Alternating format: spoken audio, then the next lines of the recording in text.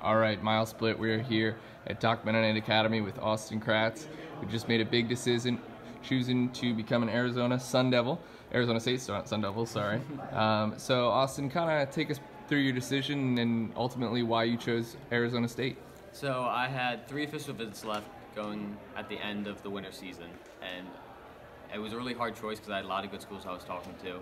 And I got down to Nebraska, Clemson, and ASU. And I took my 3 visits, and I loved all 3 schools. There was good, positive, and negatives, and all the coaches were just so amazing. But with ASU, I loved the weather.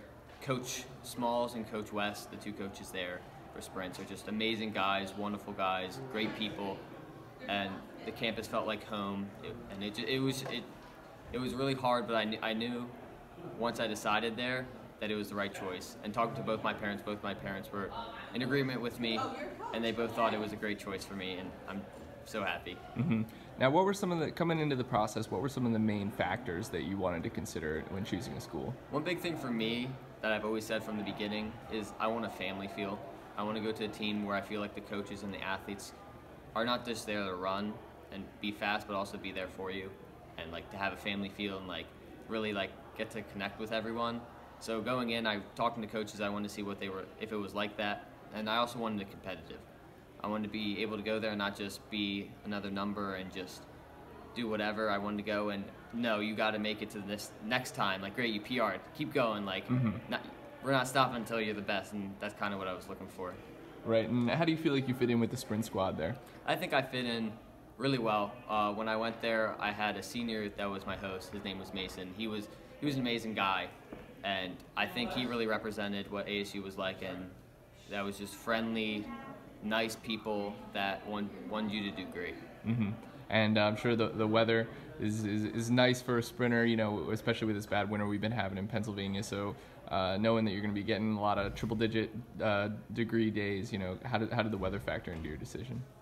It made a decent factor for me. A big thing for me was, again, like, I love the warm weather, and I thought, the weather for me, I was always used to the cold, but I was like, what am I going to be like if I was like one of the Florida or Texas athletes and I can practice year-round? I'm like, that could be pretty cool.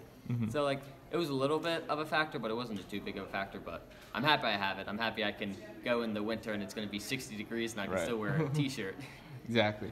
Now, it took you a long time to make your decision, certainly more than most. Kind of talk a little bit about, first off, like why it took you so long to make your decision. Big thing for me was it was a new process for us. My parents, I have a sister that went Division III for soccer, but that's different than Division I. Mm-hmm. And going into the fall season, I wasn't sure if it was the right time to go then or wait till ran in the winter, because I really felt like I was getting better over the off season. I could run really well.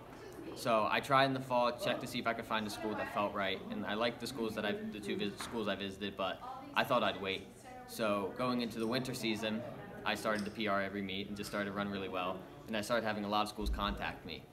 And for me, it just took a long time I wanted to make sure I weighed all my options, made sure I checked every school out, and I just didn't rule one out just because I need to rule one out. I wanted to make sure I checked every school. And because of that, I waited a long time to make sure I found the 3 schools that I really wanted to visit. So. Yeah, you feel like so ultimately it kind of played to your advantage to kind of wait it out a little bit, just given how much you improved through the winter season? Yeah, so a lot of people I had heard some people say that I should go in the early signing period just because this is to get over with, but for me, I really felt like I'm an athlete that's going to keep improving, so I really wanted to wait and just see how I did, because in my opinion I was either going to get the same offers in the same schools, or I was going to do even better and get even better offers in better schools, so that's why I did it. Right, so overall, how do you feel like you enjoyed the process? I really enjoyed it, but it was extremely tiring too. I'm happy it's over just because I'm ready to lay down and just know that not lay down because I'm going to keep training harder than ever, right. But know that I know where I'm going and I don't have to have that burden on my shoulders anymore of deciding where I'm going. Mm-hmm. Now with that, yeah, kind of with the college decision in the background, you know, is it nice now you can kind of just go to the grindstone and kind of just focus on 100% track for the rest of the season? Yeah, it feels great because for the last few weeks I've been really worrying about college and spending a lot of time doing that. I feel like my training schedule went downhill a little bit, and I've been seeing a little bit practicing in meets, and now I know that it's time just to go all out, train harder than ever, and make sure that for districts and states and nationals and whatever meets I have coming up, I'll be at the Adidas Boost meet, hopefully racing Anthony Swartz. So I'm going to be training for that as well. So yeah, I'm looking forward to it. Now, a couple weeks ago, you went out to Arcadia, and really sort of had a great meet there.